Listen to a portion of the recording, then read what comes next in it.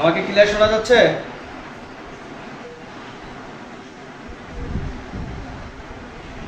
ওকে। আজকে তোমাদের একটা প্রশ্ন আগে দিয়ে রাখছিলাম যে তোমরা প্রিন্ট আউট করে রেখো।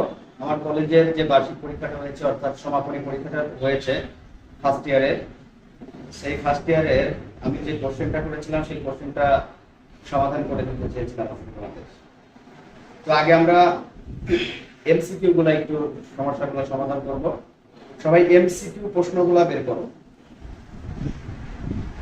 তোমরা কি প্রিন্ট করেছো? কেউ প্রিন্ট করেছো? আচ্ছা, গুড। রিয়া প্রিন্ট করেছে। তাহলে দেখো, আমি যেগুলা অঙ্ক আসছে সেগুলো সমাধান করে দিব, আর যেগুলো এমসিকিউ টাইপের সরাসরি প্রশ্ন আসছে সেগুলো বলে দিচ্ছি, দেখে নাও। দেখো, প্রথম যে প্রশ্নটা বলা হয়েছে সেটা হলো যে অ্যাকাউন্টিং শব্দ মানে কোন শব্দ থেকে উৎপত্তি হয়েছে। অ্যাকাউন্টিং শব্দটি কোন শব্দ থেকে উৎপত্তি হয়েছে? মনে রেখো, এটা ল্যাটিন শব্দ ক্যালকুলি থেকে উৎপত্তি হয়েছে, অর্থাৎ একের গ হবে। তারপরে দেখো, 2 নম্বরে বলা হয়েছে ব্যবস্থাপক হলো হিসাব তথ্যের অভ্যন্তরীণ ব্যবহারকারী। আমরা জানি যে কারবারের সাথে যারা সরাসরি জড়িত, অর্থাৎ একটা প্রতিষ্ঠানের অভ্যন্তরীণ হিসাব নিকাশ যারা করে থাকে তারা হচ্ছে হিসাব বিজ্ঞানের বা হিসাব তথ্যের অভ্যন্তরীণ ব্যবহারকারী। এই হিসাব তথ্যের উপর ভিত্তি করে প্রতিষ্ঠানের একটা তোমার সিদ্ধান্ত গ্রহণ করা হয়, আর সিদ্ধান্ত গ্রহণ তো ব্যবস্থাপকই করে। সো মালিক, ব্যবস্থাপক, অভ্যন্তরীণ নিরীক্ষক এরা হলো একটি প্রতিষ্ঠানের অভ্যন্তরীণ ব্যবহারকারী। 3 নম্বরে যেটা বলা হয়েছে যে নিচের কোনটি দীর্ঘমেয়াদী বিনিয়োগ। দেখো, ব্যাংক ঋণটা হলো দীর্ঘমেয়াদী দায়। কি বলা হয়েছে? ব্যাংক ঋণ। ক নাম্বার অপশনে আছে ব্যাংক ঋণ। ব্যাংক ঋণটা হলো দীর্ঘমেয়াদী দায়। প্রদেয় বন্ড, হ্যাঁ, প্রদেয় বন্ড এটাও আমাদের দীর্ঘমেয়াদী দায়। আর বন্ধকি ঋণ এটাও দীর্ঘমেয়াদী দায়।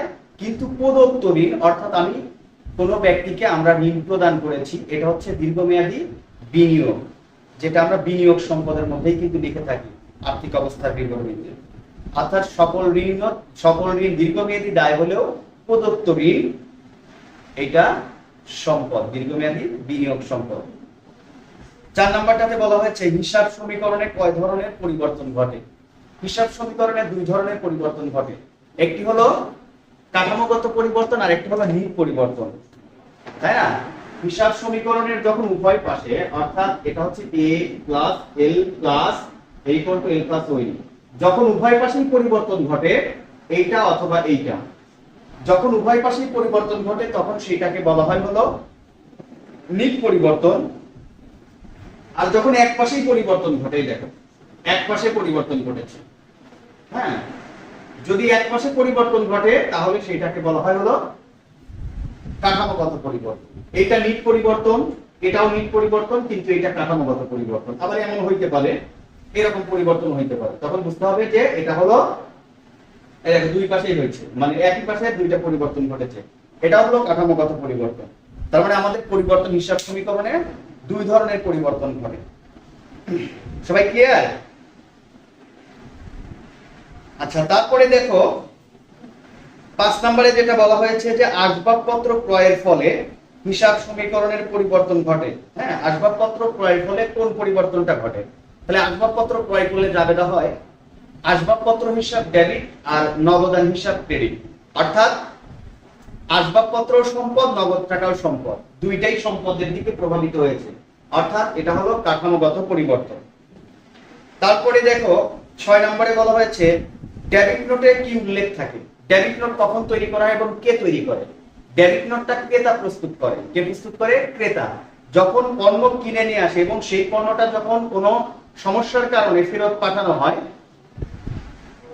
কোনো ত্রুটি থাকার ফলে যখন আমরা পণ্যটা ফেরত পাঠাই বিক্রেতার কাছে, তখন তার কাছে লিখিত একটি ডকুমেন্ট তাকে দিয়ে দিই যে আপনার এই কারণে আমি পণ্যগুলো ফেরত পাঠিয়েছি, অর্থাৎ পণ্যের ফেরতের কারণ উল্লেখ করে কতগুলা মাল দিচ্ছি এটাও কিন্তু উল্লেখ থাকে, দরও উল্লেখ থাকে। তার মানে কি দেখো, ডেবিট নোটে তাহলে কি উল্লেখ থাকে? মালের কারণ, মানে মালের পরিমাণ উল্লেখ থাকে, ফেরতের কারণ উল্লেখ থাকে এবং মালের দরও উল্লেখ থাকে, অর্থাৎ কত করে কেনা হয়েছিল। আর এটা কিন্তু চেক করার জন্য আমরা কোন দলিলটা ব্যবহার করে থাকি? বলো তো দেখি, আমরা ডেবিট নোটটা লেখার জন্য কোন দলিলটা দেখে থাকি প্রমাণস্বরূপ? কে বলতে পারবা? কেউ জানো না?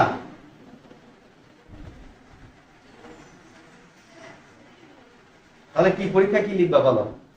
এইটা যদি না জানো যে ডেবিট নোট লেখার সময় আমরা কোন দলিলটা দেখে ডেবিট নোটটা লিখবো, 9 এর ছেলেপেলেরাও এটা পারে। আমার ক্লাস 9 এর একটা ছেলেপেলে আছে, তাকে জিজ্ঞাসা করলে নিঃসন্দেহে বলে দিবে যে চালান, কারণ চালানটাই হচ্ছে লেনদেনের প্রামাণ্য দলিল। আচ্ছা, তারপরে দেখো 7 নম্বরে বলা হয়েছে অনগদ লেনদেনের জন্য কোন দলিলটা প্রস্তুত করা হয়? অনগদ লেনদেন, অনাদায়ী পাওনা অবলোপন, সুনামের অবলোপন, অবচয়, এর জন্য জার্নাল ভাউচার প্রস্তুত করা হয়। মনে রেখো, অনগদ লেনদেনের জন্য জার্নাল ভাউচার প্রস্তুত করা হয়। ভ্যাট আইন চালু হয় কত সালে? ভ্যাট আইনটা চালু হয় 1991 সালে, তাই না? তারপরে দেখো বলা হয়েছে FOB shipping point. FOB shipping point, FOB shipping point বলা থাকলে বহন খরচটা, পণ্য যে আমি ক্রয় করেছি ওই পণ্যটা তোমার বহন করার জন্য, অর্থাৎ ক্রয় পরিবহন, হ্যাঁ, এই ক্রয় পরিবহনটা কে বহন করে, মানে কে বেয়ার করে, হ্যাঁ, মানে খরচটা কে প্রদান করে থাকে? কেউ বলতে পারবা এটা কি? এফওবি শিপিং পয়েন্ট বলা থাকলে মাল, মানে এফওবি শিপিং পয়েন্ট শর্তে মাল ক্রয় করলে পরিবহন খরচ কে পরিশোধ করবে? কেউ বলতে পারবা তোমরা?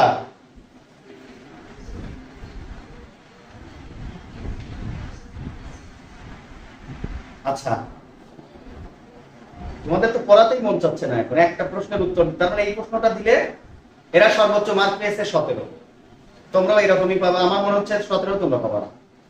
তাহলে এফওবি শিপিং পয়েন্টে মাল ক্রয় করলে ক্রয় পরিবহনটা পরিশোধ করবে ক্রেতা।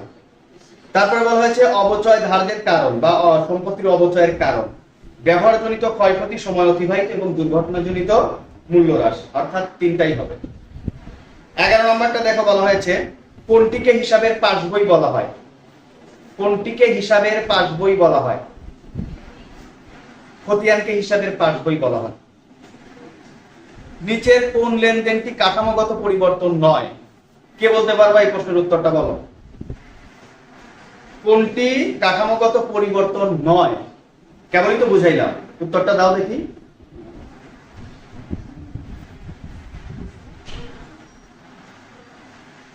জোনায়েদ, মাইশা, মারিয়া,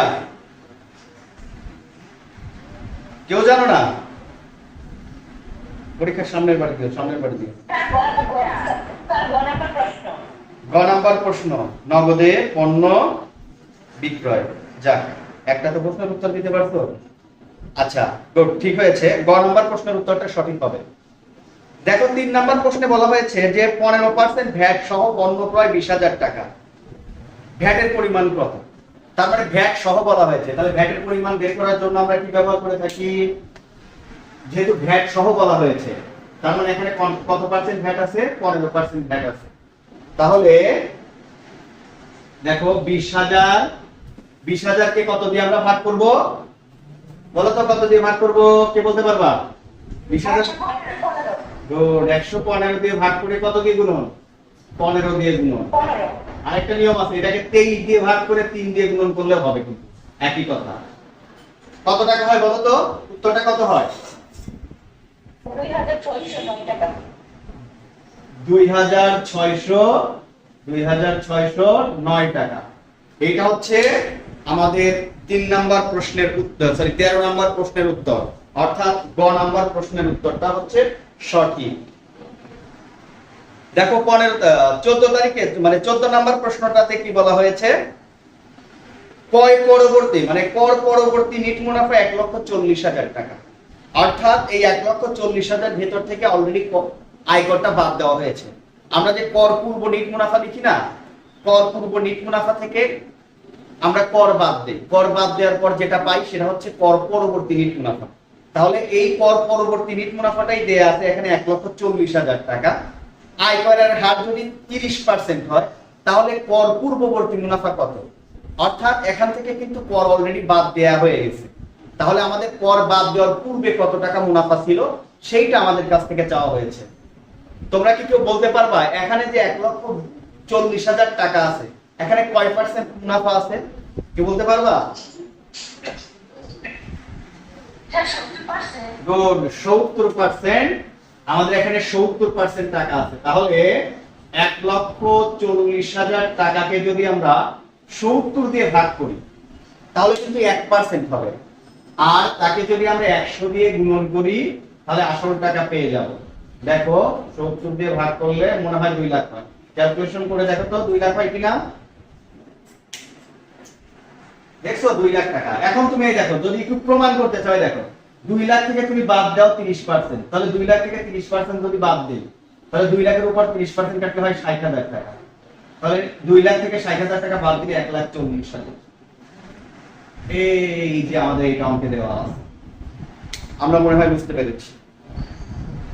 তারপরে দেখো 15 নাম্বারটাতে বলা হয়েছে হিসাব রক্ষকের পর্যাপ্ত জ্ঞানের অভাব বা অদক্ষতার ফলে কোন ভুলের সৃষ্টি হয়। প্রশ্নটা কিন্তু রেয়ামিল থেকে করা হয়েছে। আমরা জানি রেয়ামিলে ভুল কয় ধরনের? 2 ধরনের। কয় ধরনের ভুল হয়? 2 ধরনের ভুল হয়। একটা হচ্ছে নীতিগত ভুল আর একটা হচ্ছে করণিকের ভুল।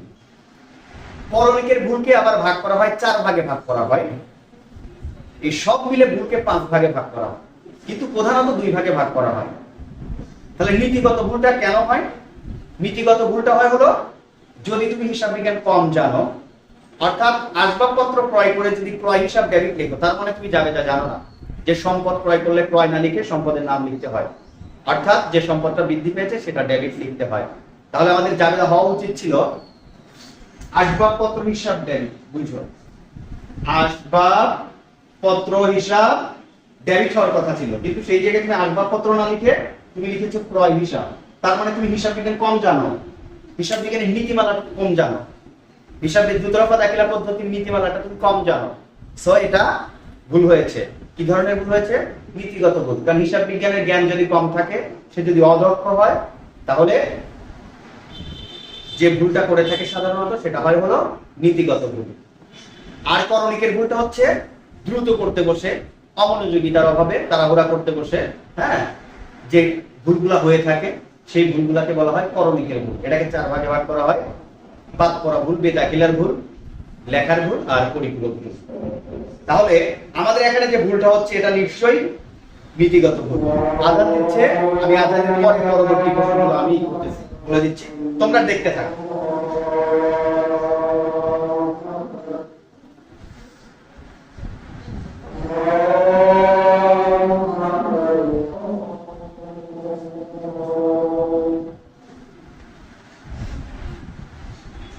তাহলে আমরা 15 নাম্বার প্রশ্নে ছিলাম। এখন 16 নাম্বার প্রশ্নটা দেখো, বলা হয়েছে রেওয়ামিলে অন্তর্ভুক্ত হয়, অর্থাৎ রেওয়ামিলে কোনগুলো অন্তর্ভুক্ত হয়। এখানে 3টা অপশন রয়েছে, মানে এটা হচ্ছে বহুপদী প্রশ্ন। দেখো বলা হয়েছে প্রারম্ভিক মণিহারি, প্রারম্ভিক মজুদ পণ্য এবং প্রারম্ভিক ব্যাংক জমা। এখানে কিন্তু বলা হয়েছে কোনটি অন্তর্ভুক্ত হয়, অর্থাৎ প্রারম্ভিক মণিহারিটাও রেওয়ামিলে যায়, প্রারম্ভিক মজুদ পণ্য কিন্তু রেওয়ামিলে যায়, কিন্তু প্রারম্ভিক ব্যাংক জমা, প্রারম্ভিক খাতে নগদ এগুলা কিন্তু রেওয়ামিলে যায় না, তাই না? তাহলে আমাদের এখানে 16 নাম্বার প্রশ্নের উত্তর হবে 1 আর 2 মিলে হবে, অর্থাৎ ক নাম্বার।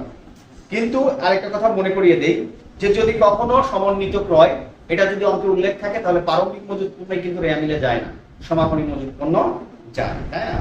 তো যাই হোক, এখানে আমাদের 16 নাম্বার প্রশ্নের উত্তর হচ্ছে ক, 1 এবং 2।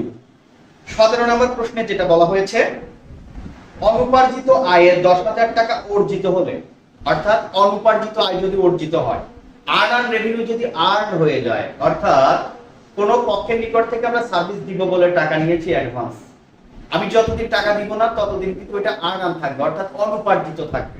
কিন্তু ওইটা যখন অর্জিত হয়ে যাবে, তাকে কাজটা করে দিব, তখন সেটা আর্নটা আর্ন হয়ে যাবে, অনুপার্জিতটা অর্জিত হয়ে যাবে। তাহলে যতদিন কাজ করে দিব না ততদিন কিন্তু আমার দায় থাকবে, কিন্তু যখনই কাজটা করে দিব তখন কিন্তু সেই দায়টা আমার কমে যাবে। এই জন্য এখন যাবে হবে অনুপার্জিত সেবা হিসাব ডেবিট আর সেবা হিসাব ক্রেডিট। আয় বেড়ে যাবে, দায় কমে যাবে, অর্থাৎ গ নাম্বার প্রশ্নের উত্তরটা হচ্ছে সঠিক। আমরা 18 নম্বরে চলে আসি। আর্থিক বিবরণীর রোড ম্যাপ বলা হয় কোনটিকে? কি বলা হয়েছে? আর্থিক বিবরণীর রোড ম্যাপ বলা হয় কোনটিকে? কেউ বলতে পারবা ছেলেদের মধ্যে? বলো, শাফিন পারবা? কি রিয়াদ বলো তো, সঠিক বলেছে না ভুল বলেছে? আর্থিক বিবরণীর রোড ম্যাপ বলা হয় কোনটিকে? বলতে পারবা না? মেয়েদের মধ্যে কেউ বলতে পারবা? আর্থিক বিবরণী রেওয়ামি, কেউ সঠিক উত্তর দিতে পারো নাই। আর্থিক বিবরণীর আর্থিক বিবরণীর হচ্ছে রোড ম্যাপ হলো কার্যপত্র, কারণ কার্যপত্র তো আর্থিক বিবরণীর তৈরি মানে পূর্বেই তৈরি করা হয়, এটা খসড়া হিসেবে তৈরি করা হয়। হ্যাঁ, এই জন্য আর্থিক বিবরণীর রোড ম্যাপ বলা হয় কার্যপত্র। তারপরে 19 নাম্বারটা বলা হয়েছে, বুঝো ভালোভাবে, অবচয় থেকে প্রশ্নটা করা হয়েছে। আসবাবপত্র ক্রয় 55,000 টাকা, বহন খরচ 5,000 টাকা, আয়ুষ্কাল 10 বছর হলে দ্বৈত কমরা সমান জের পদ্ধতিতে দ্বিতীয় বছরের অবচয় কত? তাহলে আমাদের কমরা সমান জের পদ্ধতিতে কিন্তু অবচয় বের করতে বসলে সর্বপ্রথম আমাদেরকে অবচয়ের হারটা বের করে নিতে হবে। তাহলে অবচয়ের হারটা বের করার জন্য আমাদের সূত্র আছে কিন্তু 1/n গুণন 2, যেহেতু দ্বৈত বলা হয়েছে, গুণন 100। অর্থাৎ এখানে অবচয়ের হার হবে 1 ভাগ বছর সংখ্যা 10 গুণন 2 গুণন 100, অর্থাৎ 20%। আমাদের অবচয়ের হারটা 20%, এই হারটা কিন্তু আমাদের দরকার। তো অবচয়ের হার 20% হলে আমাদের দ্বৈত যে পদ্ধতিতে দ্বিতীয় বছরে অবচয়ের পরিমাণ কত হবে? তাহলে আমাদের দেখো ক্রয় মূল্য আছে কত, ভালোভাবে বোঝার চেষ্টা করো। ক্রয় মূল্য লেখা আছে হলো 55,000 প্লাস 5,000, অর্থাৎ 60,000 টাকা ক্রয় মূল্য। 60,000 টাকার উপর যদি আমি 20% কাটি, 60,000 টাকার উপর যদি 20% কাটা হয়, 20% কাটা হয়, তাহলে 12,000 টাকা।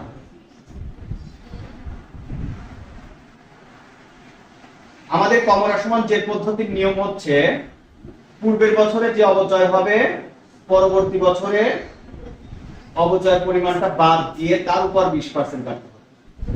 20% কত হয় দেখো, তাহলে থাকে কত? 48,000। এই 48,000 টাকার উপর কয় পার্সেন্ট কাটবো? 48,000 টাকার উপর 20%, তাহলে 48,000 উপর 20% কাটলে 9,600। অর্থাৎ আমাদের প্রশ্নের উত্তর হচ্ছে ঘ নাম্বার প্রশ্নের সঠিক উত্তর 19 ঘ। সবাই কি বুঝেছো প্রশ্নটা? দেখো বুঝে নাও। ওকে, আমরা সবাই বুঝতে পেরেছি। তারপরে 20 নম্বরে চলে এসেছে। দেখো, কোন নীতি অনুযায়ী আর্থিক বিবরণীর টিকা বা নোট, ওই যে নিচে টিকা লিখতে হয় না, যে আমরা ওই যে ধরো সাপোজ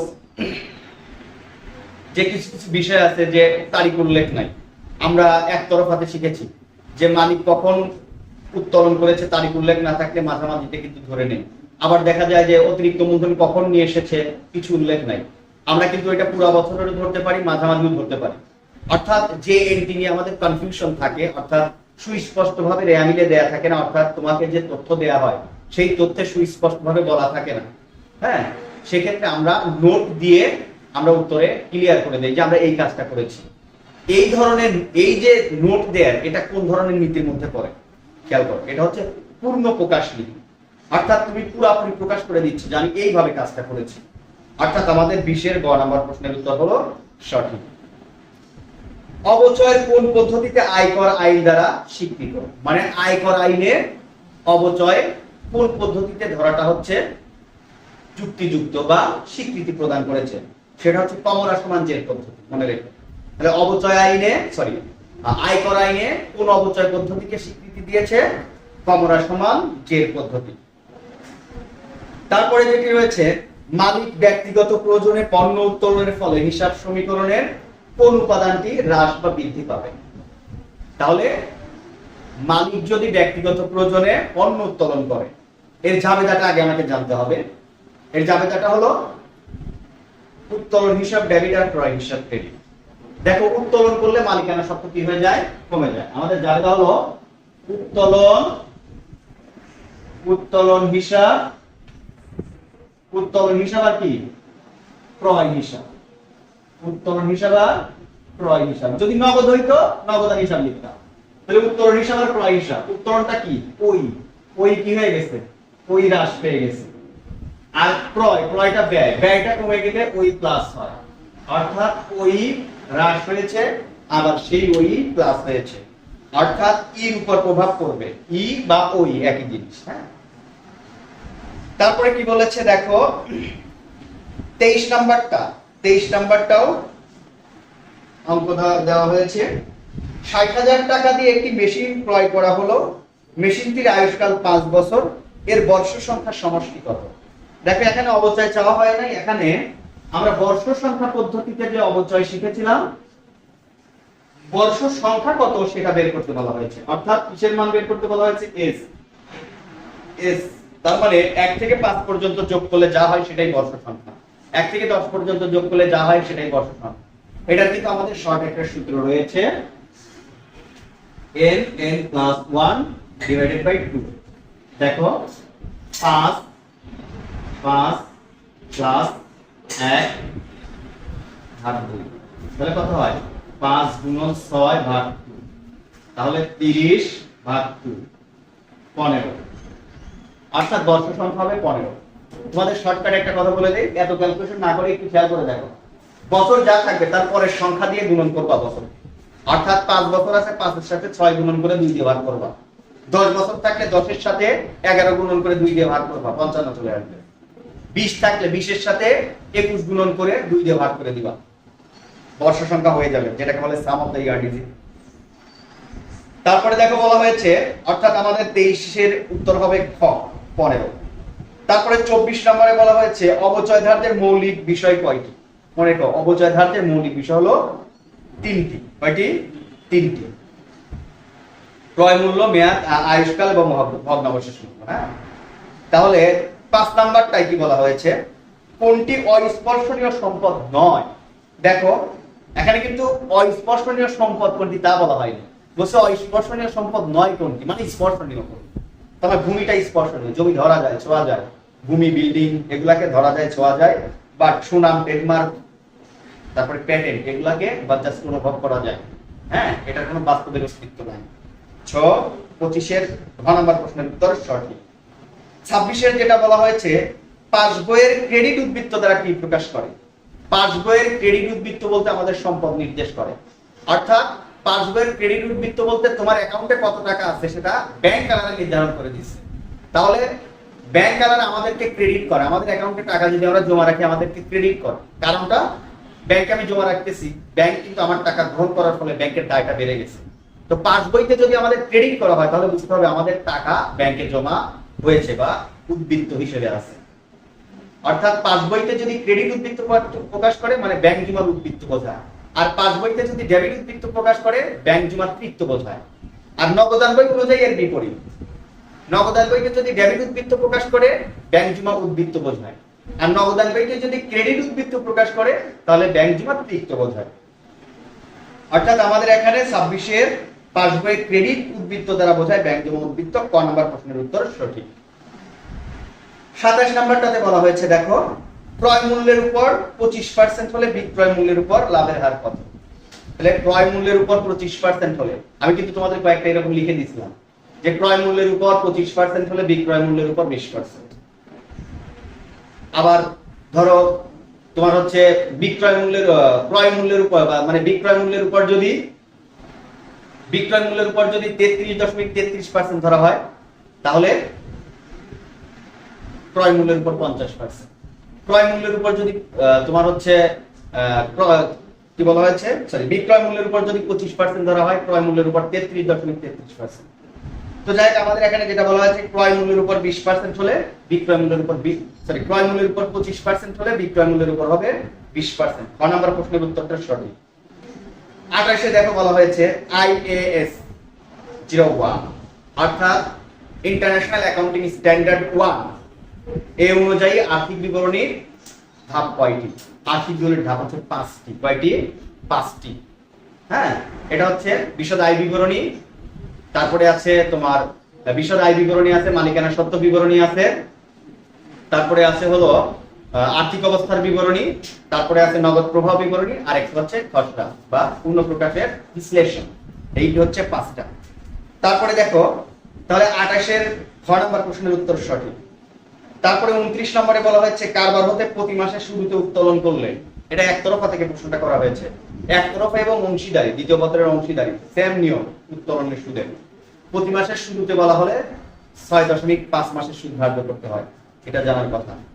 30 নম্বরে বলা হয়েছে একতরফা দাখিলা পদ্ধতিতে কোনটি সংরক্ষণ করা হয় না? আয় ব্যয়গুলো সংরক্ষণ করা হয় না, অর্থাৎ নামিক হিসাবগুলো সংরক্ষণ করা হয় না। ওখানে কিন্তু বিশদ আয় বিবরণী বলতে কোনো কিছু নাই। আমরা যে বিবরণীটা করি, নিট মুনাফা বের করি, ওখানে কিন্তু আয় বিবরণ আয় ব্যয় দেখাই না। ওখানে সমাপনী মূলধনের সাথে উত্তোলন যোগ করি, পণ্য উত্তোলন যোগ করি, তারপর প্রারম্ভিক মূলধন, অতিরিক্ত মূলধন এবং তারপরে বকেয়া কোনো খরচ থাকে সেগুলো বাদ ছাড় দিয়ে নিট মুনাফা বের করে দেয়। অর্থাৎ 30 নম্বর প্রশ্নের উত্তর হবে, যেটা প্রশ্নে বলা হয়েছে একতরফা দাখিলা সংরক্ষণ করা হয় না কোনটি? নামিক হিসাব। এইটা হচ্ছে আমাদের কলেজের প্রথম বর্ষের সমাপনীতে আমি যে প্রশ্নটা করেছিলাম, এটা তোমাদের সমাধান করে দিলাম।